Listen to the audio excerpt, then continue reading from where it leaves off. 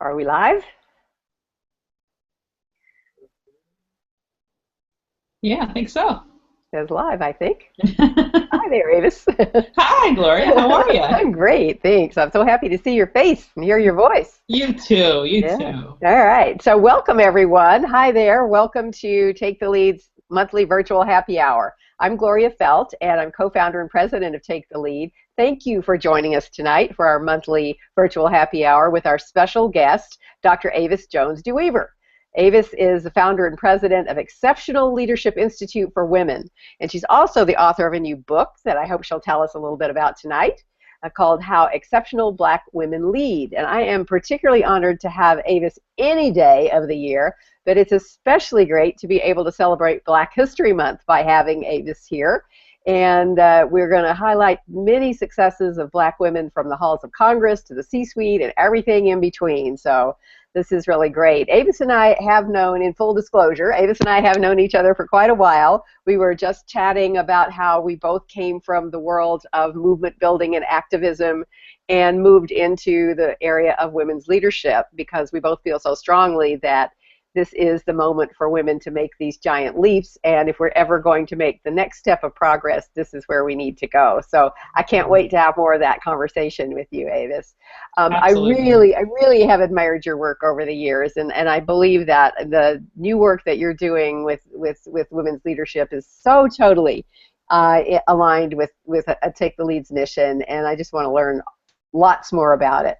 Yes. We're going to get to gender parity together by 2025. I'm quite sure of Absolutely. that. Let's do I'm it. quite sure about that. So let me just take a couple of minutes and tell people a few things about Take the Lead, and then we're going to hop into the conversation. Take the Lead has a mission of leadership parity for women by 2025, and by that we mean across every single sector. We prepare, develop, inspire, and propel women to take their fair and equal share of leadership positions across every sector by that magic 2025. And, you know, if the rate we're going, it would be another 63 or so years before we get there in the US and until 2095 globally. But it does seem like this is a moment when we can move much faster, and so we want to take that moment and do it. And we do it with our learning programs, our training programs, workshops, courses, online and in person. Our Take the Lead Presents role model events, mentoring. Oh, stay tuned. Pretty soon we're going to have a big announcement to make about mentoring opportunities. And also thought leadership to change the narrative from isn't it awful, here are the problems, to here are the solutions, and by golly, we're going to go make it happen. So you can find out all about this and lots more about Take the Lead on our website, taketheleadwomen.com. taketheleadwomen.com. When you registered for the virtual happy hour, those of you who registered in advance, and thank you very much for doing that, you are entered to receive a free complimentary Google Hangout mentoring session with me, speaking of mentoring. And I really look forward to doing those. I enjoy them very much. It gives me a chance to talk one-on-one with one of the wonderful supporters and people who participate in our Take the Lead virtual happy hour. So be sure that we know who you are so we can reach you, and there'll be a drawing, and I never know who it's going to be, but somebody will hand me a note and I'll be able to say who it is at the end of the session. So stay tuned, we'll be there. Remember that you can start sending your questions for Avis now, and we really want to hear from you because we love the fact that this is a live conversation. If you want to use the video chat, just access it from right underneath the video on your computer, on your screen on our website, where you're watching it, and there's a chat location, and you just put your name, you use the little pencil icon and type in your name and your location, and then you click OK, and then you can ask us any question you want to ask us. You can also tweet your questions, and you can tweet your questions to us at Take Lead Women. That's at Take Lead Women. If you want to also tweet Avis, you can tweet her at Sista Scholar, SISTAH, SCHOLAR. or you can tweet me at Gloria Felt, but we probably aren't going to be following our Twitter feeds. So if you want to tweet in a question, unless you can do many more things at one time than I can, Avis, I'm not going to be following my Twitter feed. But if you want to tweet in a question, you'll use at Take Lead Women, and we will be happy to pass that question along to Avis. And, you know, always stay connected with us on all social media. We look forward to carrying on this conversation now and afterwards. So listen, everybody, grab your cocktail, your mocktail, your glass of wine, your cup of tea, whatever it is that suits you, whatever you like, kick back and let's start the conversation. Okay. All right, Avis, we're ready to go. Ready to go. So, no. No. And before Avis, she is one of the nation's leading experts on maximizing the power of women and communities of color. She's a leadership strategist, a political commentator, an international speaker, and she's a diversity expert and author. She's the president of the Exceptional Leadership Institute for Women, formerly called the National Council of Negro Women. No, I'm sorry, I got that wrong. Formerly the executive director, that was too many words for me to get all in one mouthful. Formerly the executive director of the National Council of Negro Women, and she sits on numerous boards, is involved in many, many things, including the Women's Voices, Women's Vote Action Fund. So you may have moved on to women's leadership, Avis, but it sounds like you haven't given up your political chops quite yet, never, right? Never. Okay, we may chat about that too in a moment. So as I said before, Avis joins us today as we celebrate Black History Month by honoring the successes of some of the powerful Black women, those in history, but also those that she interviewed. And I'm looking forward to hearing about some of those interviews in her soon-to-be-released book, How Exceptional Black Women Lead. So welcome, Avis, and would you start by telling us a little bit about yourself? I mean, I just gave you the formal introduction, but I know the real skinny is in what story you tell about yourself. How did you get to be you? What brought you, what's your path, and what brought you, how did you get these passions that you have, and what brought you to this place where you are now? All right. Well, before I dig into that, I just first want to say what an honor it is to be here with you, Gloria. You are clearly an icon when we talk about fighting for women's rights, and I'm so proud of everything that you've done, and I'm especially proud to be able to join you here tonight. So thank you for inviting me.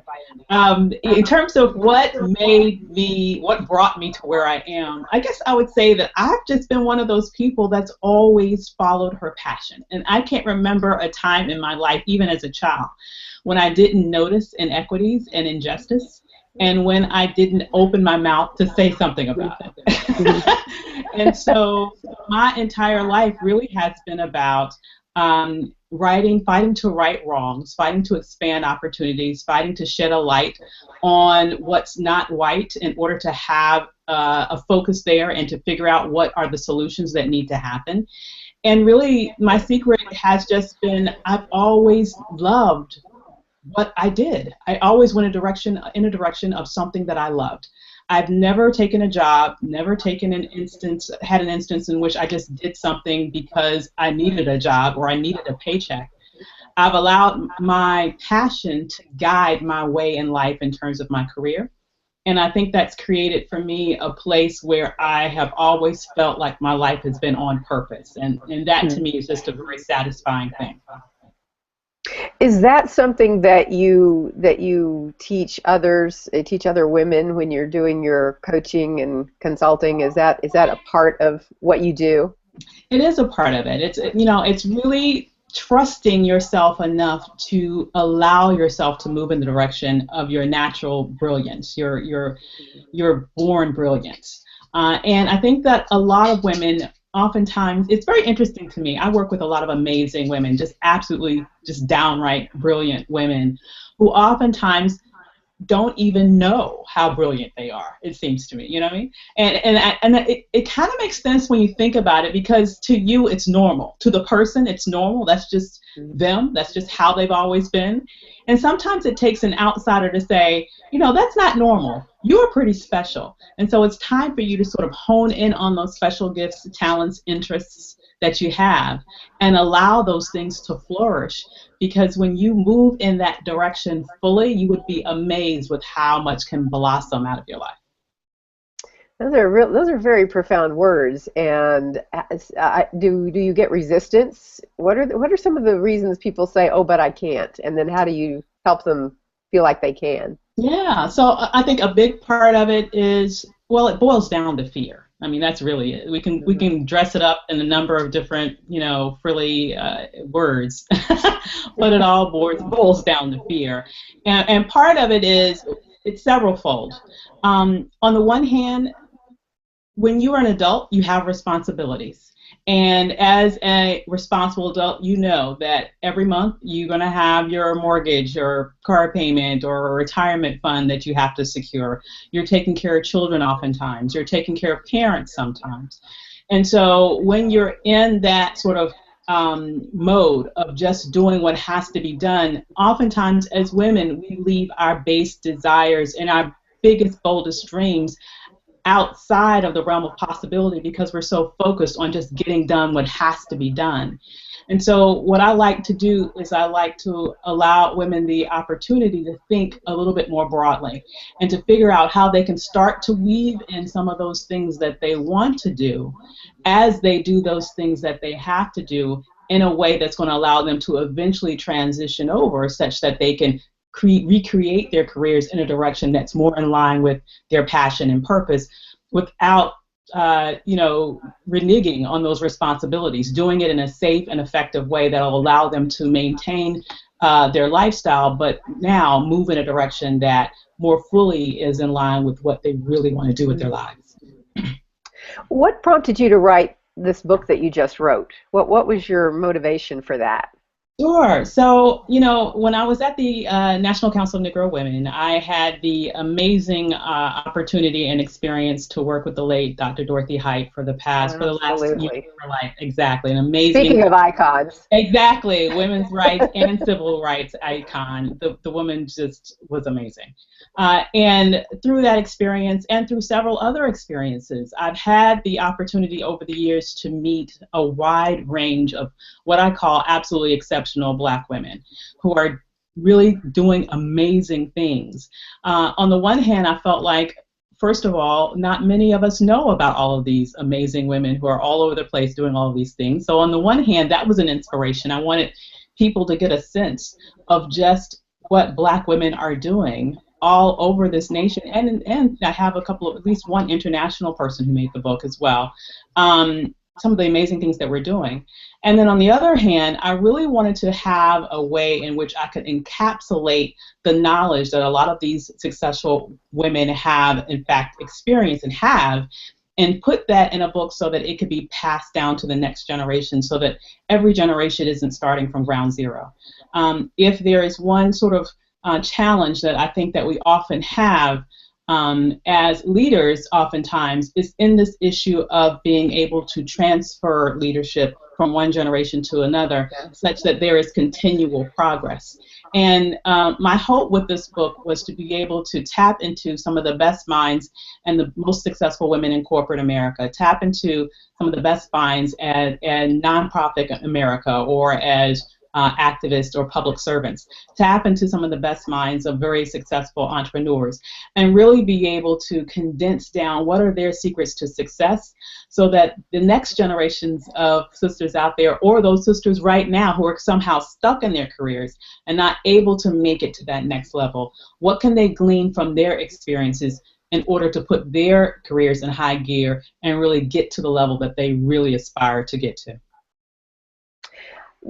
So talk to us a little bit about the successes of these particular women who you interviewed. I mean, were there any women or any one woman who just blew your mind when you were talking with her? Just what are some of the highlights for you of some of the women who you interviewed? Wow. So it's so many. One that I will sort of mention really quickly is Shelley Archambault. She is the CEO of Metric Stream. It's a Silicon Valley based organization. So very rare indeed, obviously, with that resume. But what's Speaking of incredible? unicorns, right? Yeah, exactly, Yeah, you the exactly. unicorn. I found the unicorn. But what's Yes. amazing about Shelley is that she was very methodical about how she achieved that success. This woman really encapsulates the ideal of good careers don't just happen, they happen because of a plan. So she's all about planning your career, setting deadlines, holding yourself accountable, let other people know what your goals and your timetables are, and when they're not moving, call them on it, all right, and then implement that plan, implement and stick to that plan. And she went from, being basically a superstar, the highest ranking black woman in IBM, for example, to eventually transitioning over to be a CEO of her own firm. And so, but every step of the way, each and every step of the way, every move that she made was planned, meticulously planned, and implemented with laser focus to get her there. So that to me was You one know of the what? most exceptional stories. What's interesting to me about that is that very often women will say, "Oh, I was just lucky," and Oh, yes, they will. I was just lucky. I was just lucky. And here you're saying the secret of her success is that she knew what she wanted. Yes, She declared it. She declared absolutely. her intention, and she made a plan to get it. And I'm hoping that Absolutely. yeah, well, I'm hoping we can really encourage this next generation of women to think like that, because You have to. that's what will get us. That's what will get us further faster, I think. Um, Absolutely. so, uh, just to play off of that a little bit, were there any surprises that you had? I mean, were there threads? Did you find that if you look at now, you look back at all of these interviews that you did, Yeah. were there threads that you could see that these are the things successful black women do, ABC? Absolutely. Well, definitely that planning your career is part of the thread. You have to definitely plan. Good stuff just doesn't happen by happenstance. You have to plan. You also have to build a very, very strong and diverse network. A strong and diverse network. And let me be very specific about that. Strong because you have to build real relationships with people. I think people oftentimes will get into a habit of going to networking functions or going to certain events or just calling on people when they want something. And what you need to understand is that the strength of your network is developed over time, and it's developed through the strengthening of relationships. And so really having strong relationships that you've developed with a broad diversity of people, not just people who look like you, but a broad range of people and a range of levels, right, are very important. It's important to have those relationships that will lead to the mentorships and the sponsorships, yes, but it's also important to have relationships with the scheduler for the CEO so that she can let you know when there's an opportunity for you to get in there, right? So you have to have diversity, breadth, and strength when it comes to your network. That's a huge one. And I think lastly, particularly as it relates to black women, I think it's very important that we are very, very strong in our own level of self-confidence. Even, sometimes there's this sort of, there's the stereotype of the strong black woman, quote unquote, or even worse, angry black woman, right? But the reality is that oftentimes we are faced with a lot of, I would say, microaggressions at work, where there's some insensitive things, or even just with, for example, with what just happened over the weekend with the Beyonce performance at the Super Bowl. People might expect you to be able to speak on behalf of all black people everywhere, given what just happened, right? That gets old after a while. So, being strong in yourself, being able to understand that these sorts of things happen, but other people's perceptions of you are not you, and knowing with Ooh, so I with think you should strength and stop and say conviction. that again. Yeah, Say that again. Other other people's people's perception. perceptions of you are not you. Don't let other people's limitations of what they believe about you to define you for yourself. You define you. Never give that power away. So when you get to the point where you know who you are strongly, securely, profoundly, then it gives you a sense of armor where you can, I think, better navigate those microaggressions that you might find in the workplace on a day-to-day basis. I'm going to remember that line. We have, I developed 9 leadership power tools when I wrote my book, No Excuses, and one of them, and the one I think is most important, is define your own terms first. Absolutely. Before someone else defines you. But oh, I think Lord, yes. You just said it so beautifully. I will never forget that. That is an amazing. Oh, look at you. Look at you.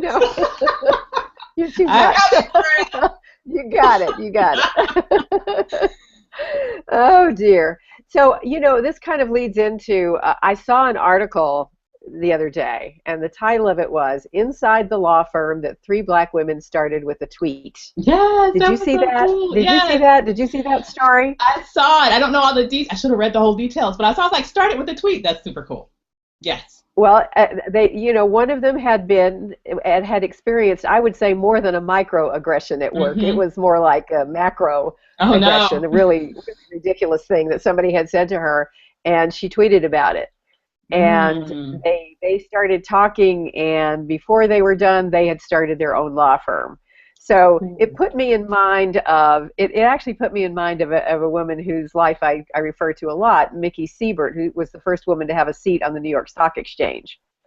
And she would say, if the big boys won't let you in their game, start your own game. Absolutely. And so I wanted to ask you about using those skills to create your own game, create your own way of doing something, your own business, your own whatever it is. Yeah. I'd love for you to talk a little bit about that, and maybe you've had some examples from some of the women that you talked to about how they did that, how they created their own game.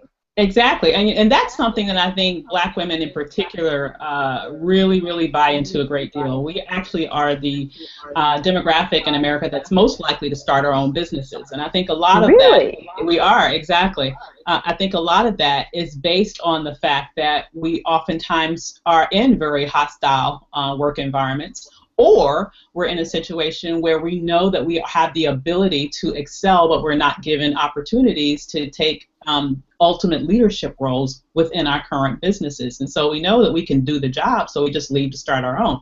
That happens a lot.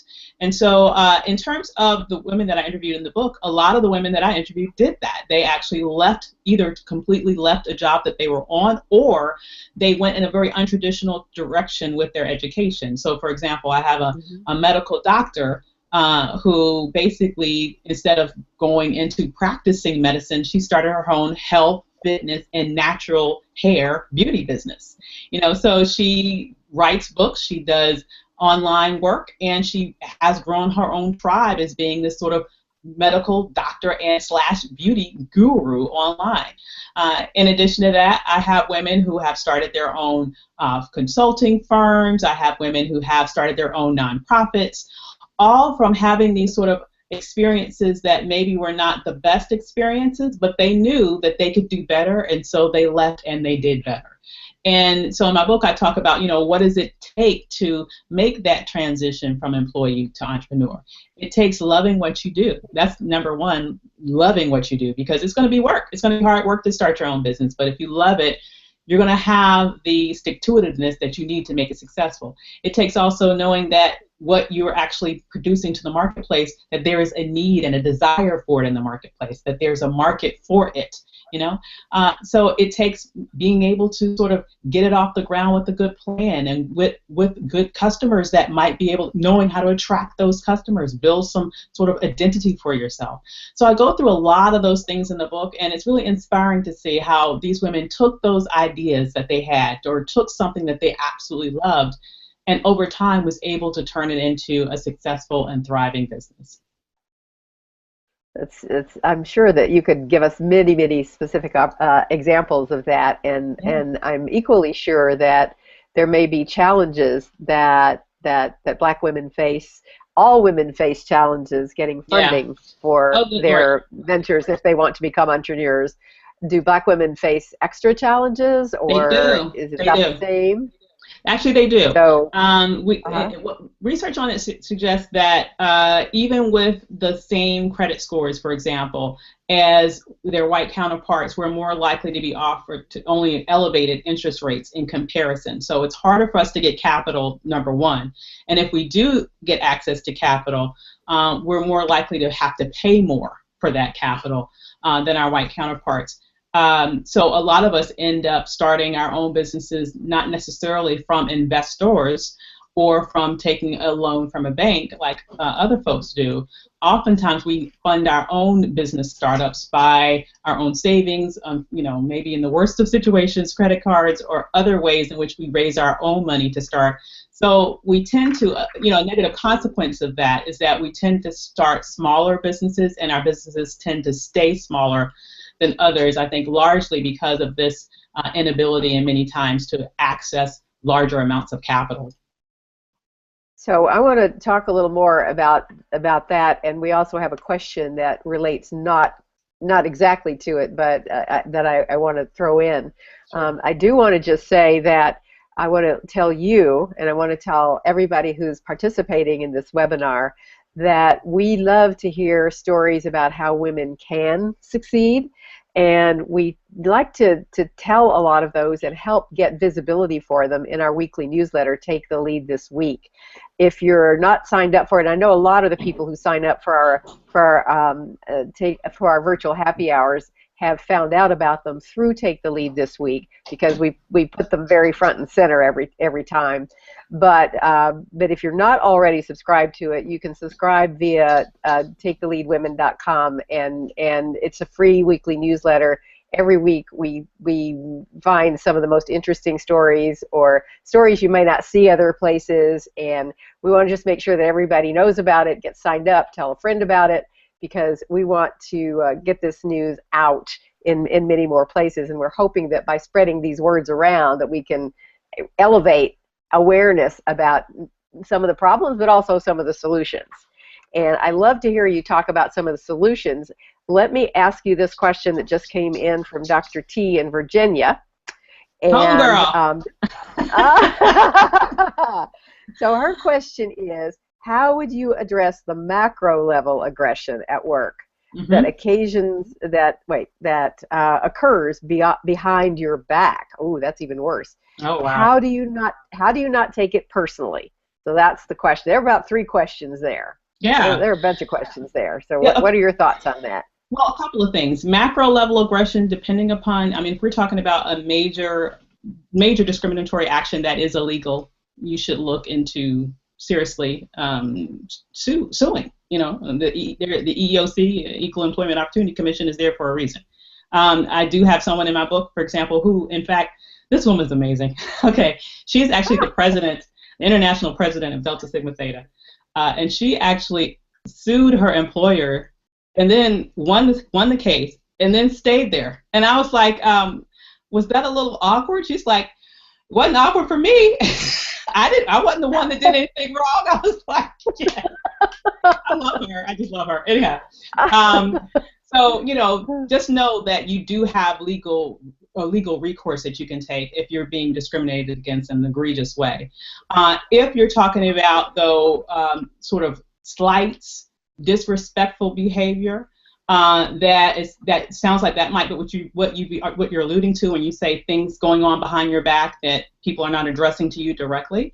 I think that it's important, if you know who is at the root of it, I think you need to be bold enough to have what we talk about in the book around courageous conversations. Ask for a meeting. And it might be necessary to have a supervisor there to sort of mediate the process if you have someone that you can trust in a situation like that. But I don't think those situations sort of go away by themselves. You have to confront it, and you have to have a conversation with the person who's at the root of the problem. Lay out what the situation is beforehand. Be prepared for the conversation. So think about and specifically write your own talking points so that I want to talk about A, B, C, and D. be able to point to specific instances, and then you would want to sort of bring the conversation to a conclusion by talking about what are the solutions and in what ways do you want to move forward in terms of that relationship. Those types of things have to be confronted. It's not anything that's going to go away on its own. You have to have, even if it means you need to go and work with your human resources department to figure out the best way to address the situation, the bottom line is you shouldn't have to deal with that. You need to bring it to a conclusion, and you're going to need to confront it directly, either through a conversation or in a very egregious situation. I would think about looking at some legal representation. Great. Now, you alluded to the quote angry black woman meme earlier in some of the things that you said, and as you were speaking, I was thinking, I can just see, I could just hear how there may be some stereotypes that would go on.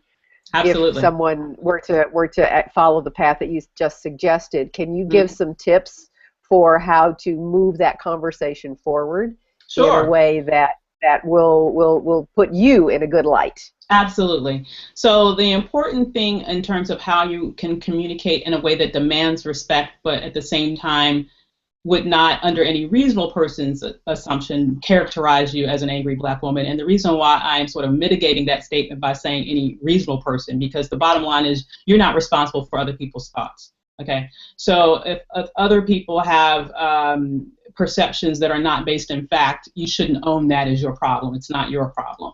But what you can do to present yourself in the best light possible, as I mentioned, is plan your conversation. Know specific points that you want to have. You don't want to have a situation where you're rambling. You want to be in control of your emotions as much as humanly possible.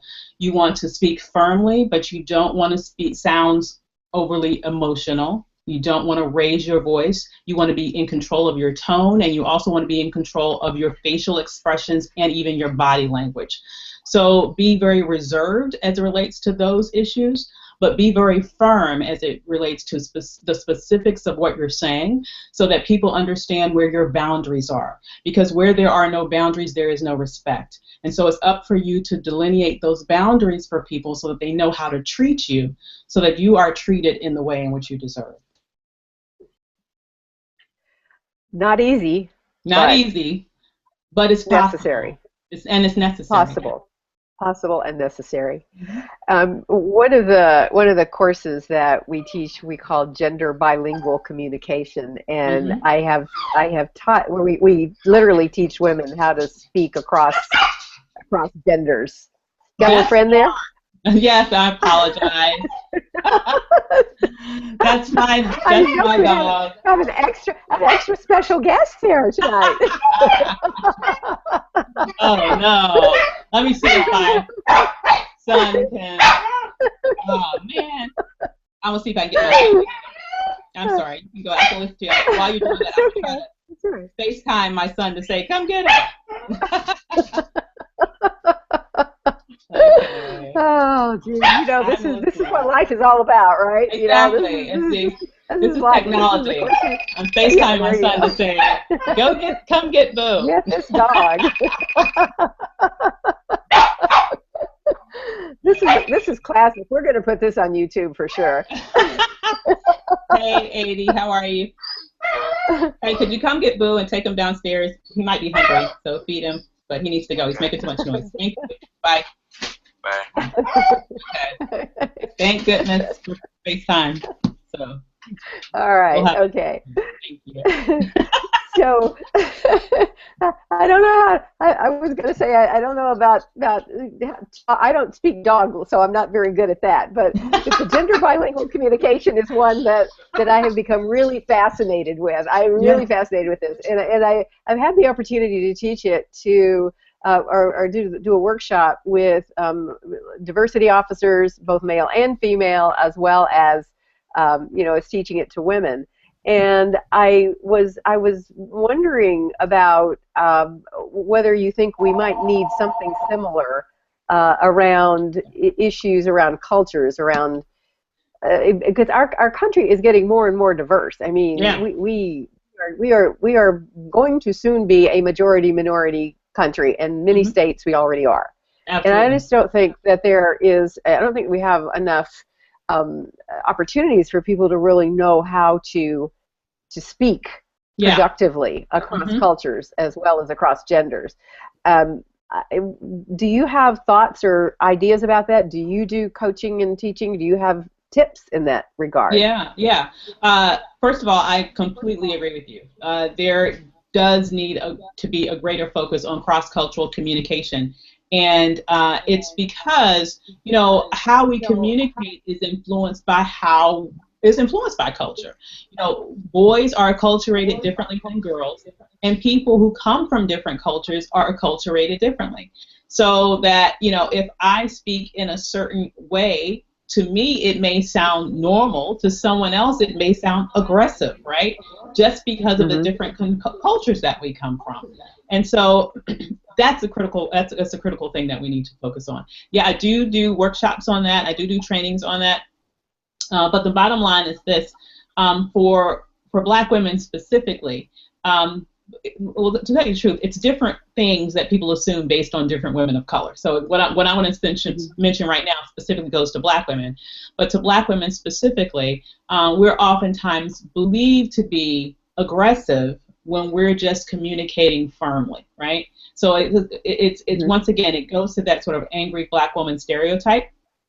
And so the biggest thing for us is to sort of remain in control of our facial expressions, to remain in control of the tone of our voice, and to try to be very sort of stern with our body language.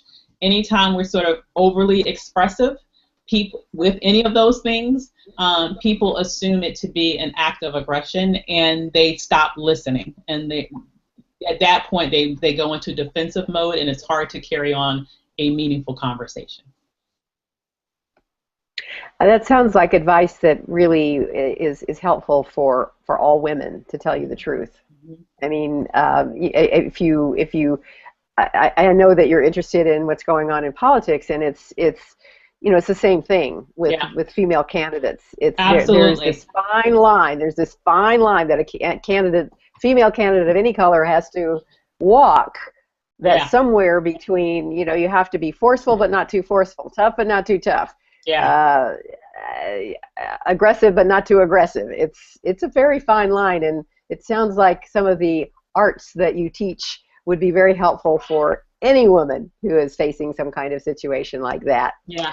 Let me just take a moment, if I can, to tell people that if anybody has joined us late, that you are having the opportunity to talk with Dr. Avis Jones-DeWeever, and she is our very special guest for this virtual happy hour. And I am Gloria Felt, co-founder and president of Take the Lead. I want to give you a quick sneak preview of our next two virtual happy hours, and we hope that you will join us for those as well.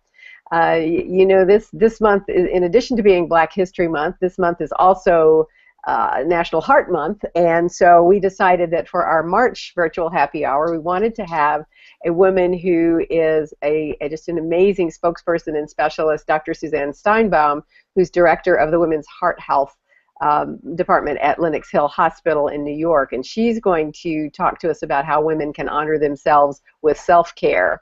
And so we've heard from actually almost every virtual happy hour guest who joins us that we sometimes neglect ourselves. And so we thought it would be really good to devote 1 month to having someone come and tell us how we can take care of our own health, our own selves, and particularly because heart disease is such an important issue for women. So Dr. Suzanne Steinbaum will be our March virtual happy hour guest. And then in April, we're going to pivot a little bit and have some conversation about nonprofits. We haven't done that ever, and because we are going to be doing a particularly important leadership program for emerging women nonprofit leaders, we have invited Nancy Lublin to join us to chat on how philanthropy is changing the world. And Nancy has been you could call her a serial entrepreneur in the nonprofit world. She just kind of starts nonprofits every time she sees a need, and they seem to always be successful. She started Dress for Success when she was 24. So whether you work at a nonprofit or just want to know about you have a charitable heart as a volunteer and are involved in a nonprofit, you're going to want to tune into that. So You can go to our website even now, and you can sign up for next month to learn more about, and also you can learn more about our lineup of speakers, because they're all fabulous, like Avis Jones-DeWeever is. So Avis, let me remind people also that they can still send in more questions, and they can find out more about Take the Lead by going to taketheleadwomen.com. And do type in your question or tweet it to us at Take Lead Women, and keep coming back to see what other great things we have to offer for your life, from the boardroom to the bedroom, to help you get to the place you want to be in your life and leadership parity. Are you also working with men, Avis? I do have a couple of male clients. You know, I love the guys too, but most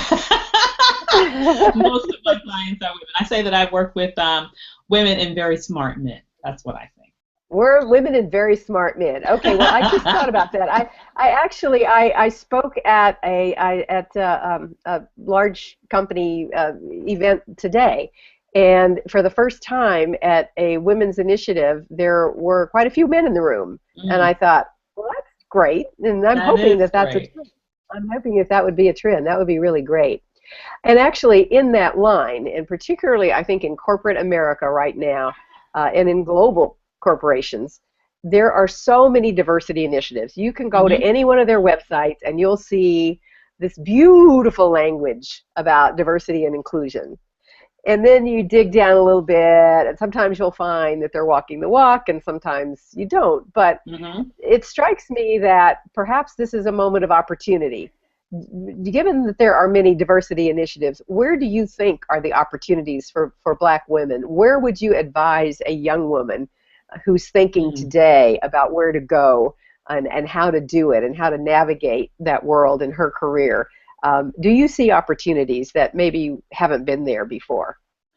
In corporate America specifically, or just generally? Specifically, I think in the corporate world, but anywhere. I just think, because of the fact that there are so many diversity initiatives, and some of the tech companies are starting to publish their data, which they've never done before, all of which is really pathetic. I mean, it's really anemic. Excuse me. And so, that what gets measured moves oftentimes. So I think it's a good thing that they're measuring and that they are publishing the information so that we can keep an eye out to make sure there is movement.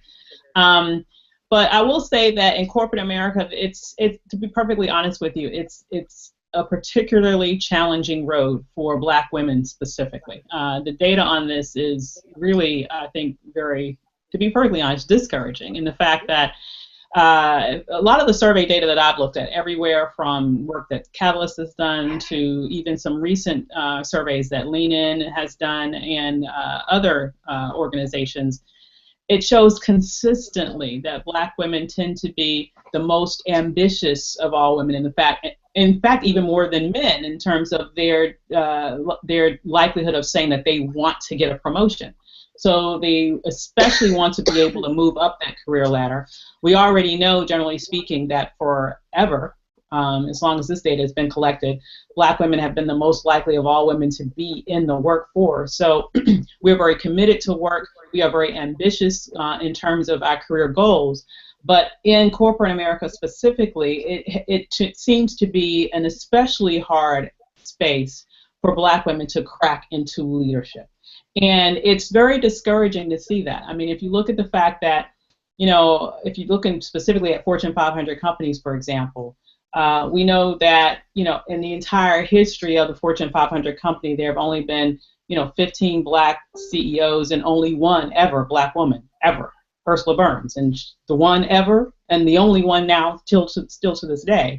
And so it's hard to imagine any logical reason why that is the case, given the fact that, Black women are really having tremendous advancements when it comes to educational attainment. When they do get jobs in corporate America, they tend to be very committed to those jobs. They tend to want to advance. But something's going on in those cultures oftentimes that don't allow them to. And so, some of the women that I spoke with in my book who are from corporate America, it really was about for them being able to network beyond sort of that sort of insular level where they were, letting other people know what their goals were, and pulling other people up. So, for example, Shelley, the woman that I told you about who now is a CEO, when she was at IBM, another woman whom I interviewed who's currently a VP at IBM said that Shelley called her one day and told her that, you know, a new executive position was opening up and that she thought it'd be perfect for her and she wanted to submit her name for it. Now, this person said, well, you know, I don't know if I can get it because where I am now, I'm performing really well and they don't want me to leave their team. And she said, I'll work with you on that. So she coached her how to extricate from herself from that situation, and she was able to get that. That was her first executive position at IBM. Interesting, when Shelley told her about that position, she said, good, you're number 3. I have 2 more to go this year. I'm making a commitment myself to make sure that 5 women are put into leadership roles into IBM per year. That was a commitment that she made to herself as a leader. And so she was in, she was saying she was shocked because, you know, the half of the year wasn't even over yet. And she'd already done 3 out of the 5 had already ascended.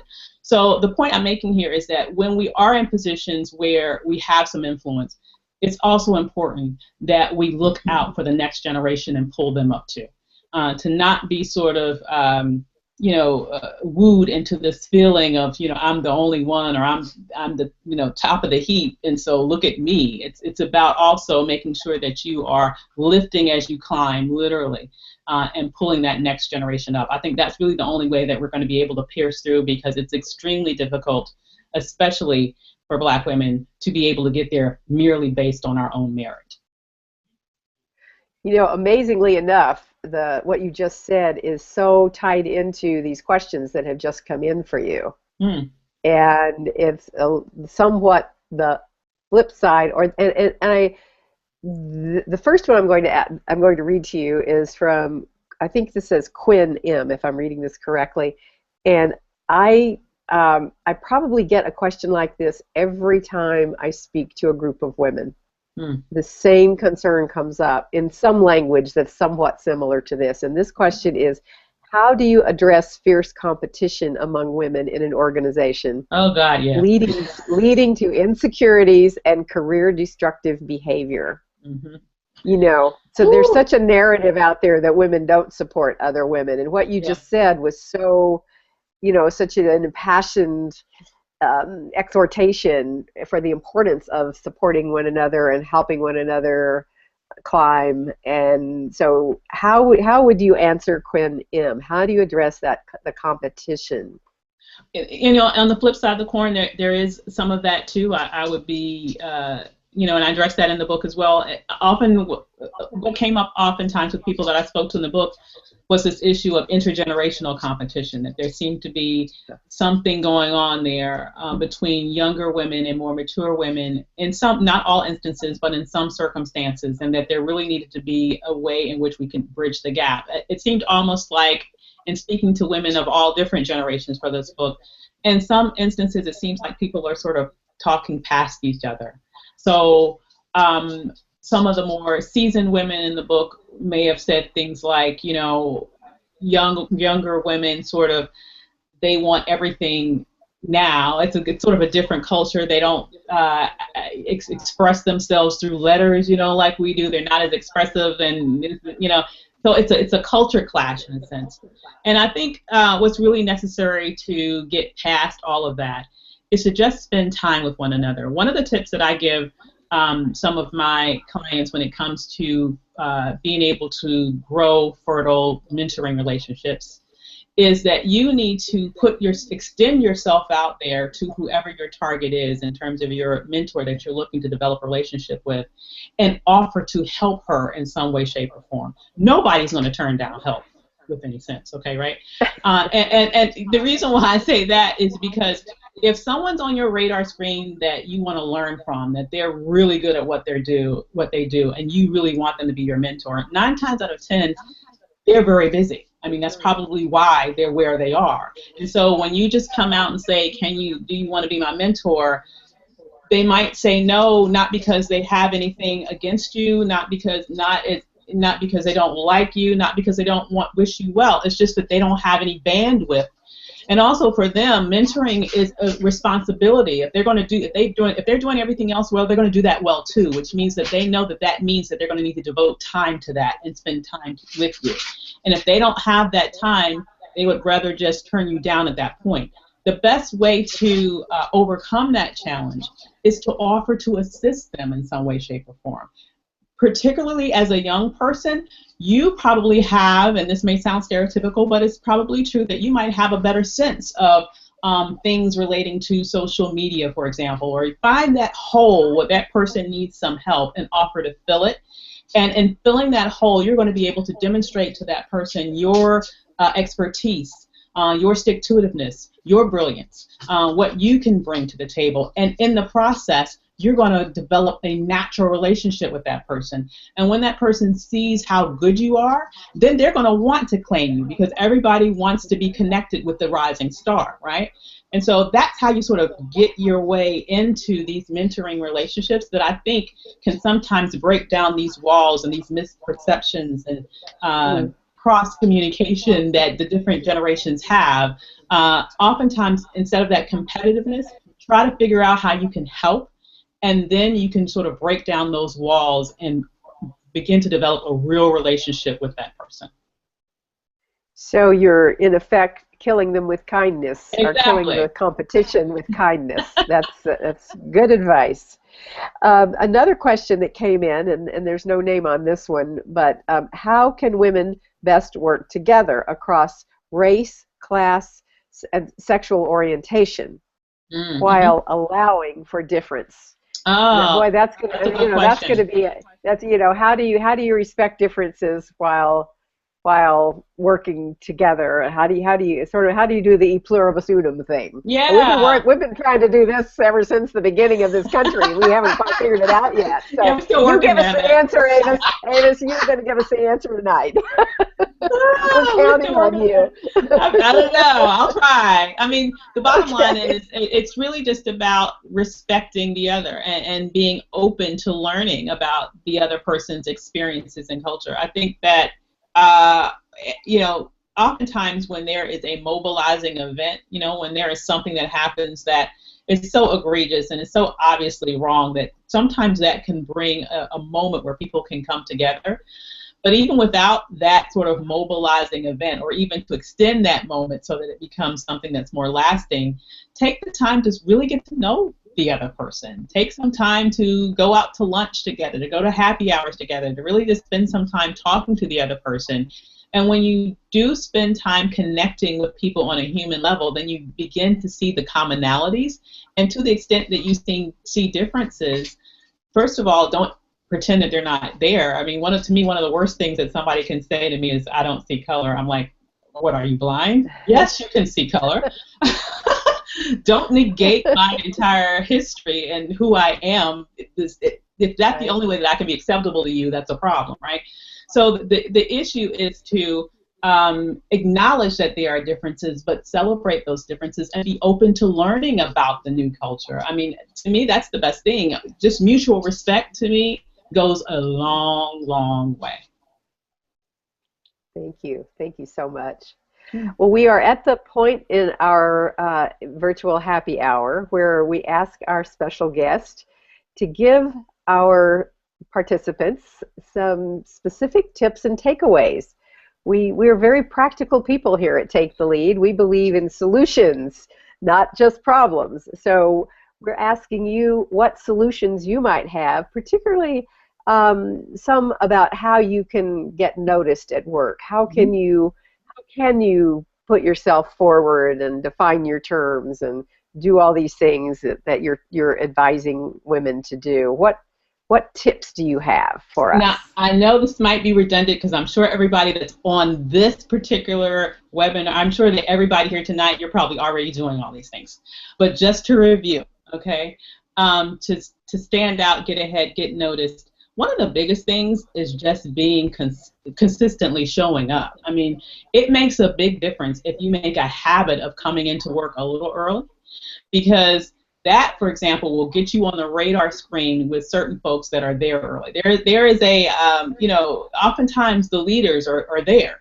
So you might be able to develop relationships with or get to know someone whom at other times of the day might not have time to even have your paths cross. So do that. Make a habit out of not only showing up, but to the best that you can, try to make a habit out of even getting to work early, because you're going to get on the radar screens of people and they're going to see that you're there. When you're in meetings, definitely speak up. Don't just let everyone else sort of voice their opinions. Make sure that you are able to sort of own your take on a situation and be able to defend it. And when folks, there are situations sometimes that happens, for example, where some people might want to take credit for an idea that you have put on the table. There are a couple of different ways that you can handle that. You can just sort of matter of factly, in fact, Gwen Moore, who's a congresswoman, I absolutely love her. She gave this particular example in terms of how she addresses a situation like that. She'll say, "Oh, well, thank you, Jim. I'm really glad that you agree with the with my contribution that I just gave 10 minutes ago." I mean, you might not be that bold with it, but the bottom line is you want to acknowledge the fact that that is an idea. So just saying, "Thanks for agreeing. I'm glad that I have your support on that idea." At least that sort of sticks a marker down that that was something that you said that now someone else has rubber stamped. And finally, I would just say, in terms of really, really getting noticed, make sure you know who needs to know your name, and make sure that you have a sense of what some of their hobbies are, some of the things that they like to do, so that when you have an opportunity to connect with them, you can really relate to that, and you guys can have something to talk about so that you can begin to form a relationship with that person and get on their radar screen. Thank you. Some excellent tips, and I know they will be helpful to everyone. And even for those of us who may have known these things, I find it's really helpful to have these refresher courses now and then. So thank you very much. That was really, really great. So we have a final theme question that we like to ask guests. What is your personal go-to song or quote that gets you powered up to achieve leadership parity by #25, not 95? Well, I'm gonna kind of cheat and give you both. I will say that my quote that I absolutely love is a quote by Nelson Mandela, and it's a quote that says, "It always seems impossible until it's done." That to me is very inspiring, and I absolutely love that quote. In terms of theme songs, I actually pick a new theme song every year, and I listen to it every morning to get me revved up. And this year I was having difficulty until this past weekend, so now I have a brand new theme song, which of course is Formation, right? So that will be my theme song. Of course. I'm still reading the words over and over and over again, trying to make sure I understand all of it. I mean, it is so full of meaning. It is just like every word is a whole poem unto itself. So absolutely. Yeah, you'll be, by this time next year, you're going to really be revved up. There's no question about that. So tell people, Avis, how they can find you, how they can find your book. Is it out already, or is it ready for pre-order? Give folks the information so they can find out about all your great work. Absolutely. So you can find me online at exceptionalleadershipinstitute.com. That's exceptionalleadershipinstitute.com. Or my name, avisjones.deweever.com. My book, it's available, at least the Kindle version right now is available for pre-order on Amazon. But the full version, the hard copy, will be available for pre-order, I'd say by the end, no later than the end of the month. The actual book will be released on March 15th. So it's coming down the pike. It's still coming down the pike. But if you go to exceptionalleadershipinstitute.com, you can put your information in. You can become part of my newsletter, and you'll get notifications about when you can go and grab it. Fantastic. Well, I can't wait to read it personally. Are you going to do some big book release events? Are there anything that you want to, is there anything you want to tell people about that's going on they should know?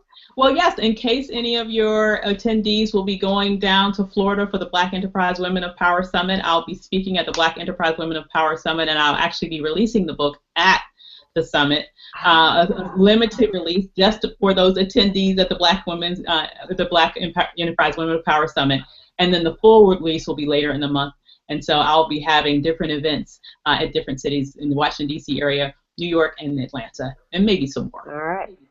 All right. Well, everybody watch for those. It's very exciting. I know when a book is coming out, your life gets very busy. Yes. So I just want to tell you, take good care of yourself, eat well, get your sleep, and you will have a huge success. I am quite sure of it. So anything we can do at Take the Lead to help you, you can actually, if anybody's interested, I believe we actually have a link to it on our website right now, right? Where we have the resources related to this virtual happy hour. So if you missed all of what Avis just said, or you just want to go straight to that link, you can go ahead and get the Kindle version of it right now that way too.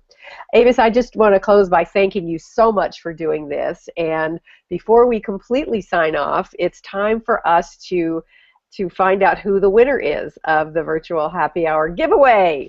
So Yay! Who gets me this month? Who gets me this month? That's what I want to know. Who do I get to talk to? Nakia Johnson. Nakia, we will be getting in touch with you. You'll get an email from us this week, and we will set up your complimentary session, and I am really looking forward to talking with you. So, Nakia, thank you for being with us, and we're going to have some fun chatting soon, I hope. So just a final thank you so much, Avis, for being here. Thank you, everyone, for joining us. It's been a great, great conversation, and I'll see you next month for Dr. Suzanne Steinbaum, who will talk with us about women's heart health. You can sign up for that on our website right this very minute. And do contact us for keynotes or workshops for your group or your company. And connect with us every day. This is a once-a-month conversation, which is great. But, you know, tell us what you think every single day that you want to talk with us about anything related to women's leadership and women power and leadership on Twitter, Facebook, or LinkedIn. And we want to hear from you. So till next month, power to you, and keep on taking the lead.